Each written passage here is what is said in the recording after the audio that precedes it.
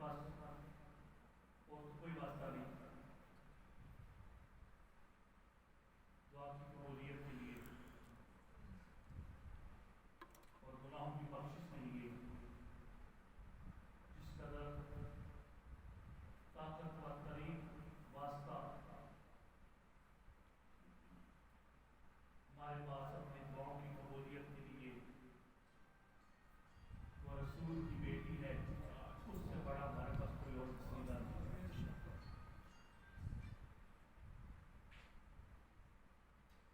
آئیے اپنے ماں باپ کو ذہن میں رکھتے ہوئے، آپ کے ماں باپ مرحومین جو دنیا سے چلے گی، ان کو ذہن میں رکھتے ہوئے سیدہ کا واسطہ پیش کرتے ہیں خدا کی بارگاہ میں۔ کریم اللہ تجھے سیدہ کی مظلومیت کا واسطہ ہمارے گناہوں کو معاف کرنا۔ ایک جملہ آپ کو کہوں، آپ کی توجہ ہو جائے ذکر سیدہ کی طرف۔ میں اور آپ سیدہ کے مسائل کی جو جملے پڑھ کے جب روئیں گے نا، پہلے ہم غصہ دیتے ہیں نا جب کبھی حسین کا تو سیدہ آتی ہے غصہ دیتے، لیکن آج جب غصہ دے گی نا ماں کا تو حسین کربلا چھوڑ کے آئیں گے کہ ماں کا غصہ ہے۔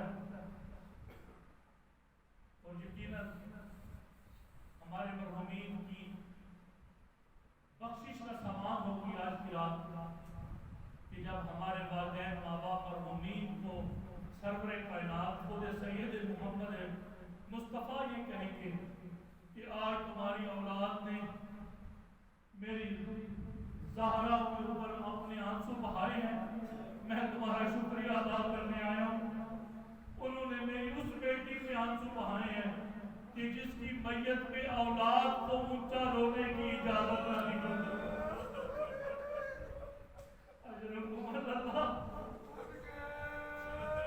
علی حسن حسین سے کہہ رہا تھا، حسن حسین اونچا نہ رونا، تمہاری ماں کی وصیت تھی، مدینے والوں کو خبر نہ ہو۔ اجرکم اللہ عزادارو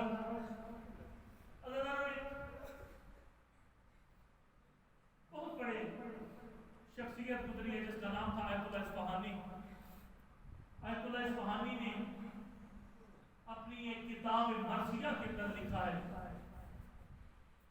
وہ کہتے ہیں کہ بطول کا دروازہ جل رہا تھا اور جلتا ہوا دروازہ بھی اپنی جگہ پر بطول کے دروازہ جل رہا تھا، وہ آگ بھی اپنی جگہ پہ معجزے کا کام کر رہی تھی۔ کہا وہ کیسے؟ کہا بطول کے دروازے کے اندر ایک حکمت تھی، جیسے ہی اس دروازے کو آگ لگی اس نے ایک یہودی کو کلمہ پڑھنے میں مجبور کر دیا۔ آیت اللہ اصفہانی کہتے ہیں کہ جب پوچھا گیا نا، یہودی آیا کہتا ہے یہ کس کے دروازے کو آگ لگی ہے؟ وہ تاجر تھا، مدینے کا رخ کیا، کہا یہ مدینے میں کیا ہو رہا ہے، یہ کس کے دروازے کو آگ لگی ہے؟ لوگوں نے بتایا کہ یہ محمد کی بیٹی فاطمہ کے دروازے کو آگ لگی ہے۔ لوگ کر کہتا ہے یہ محمد وہی جو رسول ہے اور اس کی وہی بیٹی جس کا شوہر علی ہے۔ کہا ہاں وہی علی۔ کہا یہ وہ علی ہے جو فاتح خیبر و بدر و حنین ہے کہ جس سے پورا عرب ڈرتا تھا۔ کہا ہاں وہی علی ہے۔ کہا پھر اس ابو علی زندہ ہے یا مر گیا؟ کہا زندہ ہے۔ کہا اس کی غیرت کو کیا ہو گیا؟ دروازہ جل رہا ہے اور اس کی زوجہ دروازے اور دیوار کے درمیان ہے۔ کہا لگتا ہے تو اجنبی ہے، تجھے نہیں پتا، نبی نے وصیت کی تھی، یا علی در و دیوار کے درمیان بطول کی پسلیاں ٹوٹ گئے، تو نے تلوار نہیں اٹھانی، اگر تو نے تلوار اٹھائی تو اسلام نہیں بچے گا۔ یہودی کا جب نے کلمہ پڑھاؤ، محمد بھی سچا، اس کا قرآن بھی سچا۔ عزادارو، آیت اللہ اصفہانی نے سیدہ کے کچھ دکھ لکھے ہیں۔ وہ کہتے ہیں ایک دکھ مجھے بڑا رلاتا تھا بطول کا۔ کہا کون سا؟ سید و غیر سید بیٹھے ہو۔ آیت اللہ اصفہانی کہتے ہیں بطول کا وہ دکھ یہ تھا کہ جب میں نے یہ پڑھا نا کہ سیدہ کی پسلیاں ٹوٹ گئی، وہ کہتے ہیں یہ دکھ مجھے بڑا رلاتا، لیکن میں اس دکھ پہ بھی رونا چھوڑ دیتا اگر میں نے اگلا دکھ نہ پڑھا۔ کہا کیا؟ سید مجھے معاف کیجیے گا. اگلا دکھ یہ تھا جب میں نے کتاب میں پڑھا کہ ایک ملاؤں نے بطول کو تماشا مارا. جب تک زندہ رہی حسن سے اپنا چہرہ چھپاتی رہی.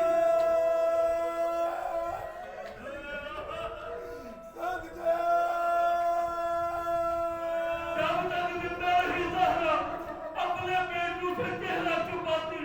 حسن امام نے کہا اماں بیٹوں سے باہر پردہ نہیں ہے, اماں ہم سے چہرہ کیوں چھپاتی ہو؟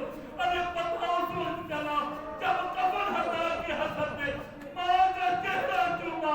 رونے کہتے حسین اجڑ گئے اور ماں کے چہرے پہ تماچے کا نشان. اجرکم اللہ.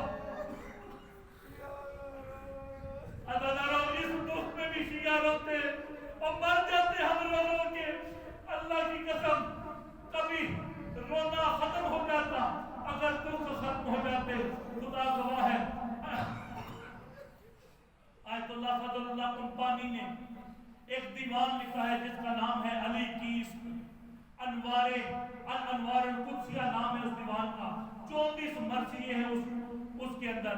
اور آیت اللہ فضل اللہ قمپانی نے کہا بی بی میں کیا کروں, مجھے تیری پسلیوں کا ٹوٹنے کا علم ہوا, میں نے شعر لکھا.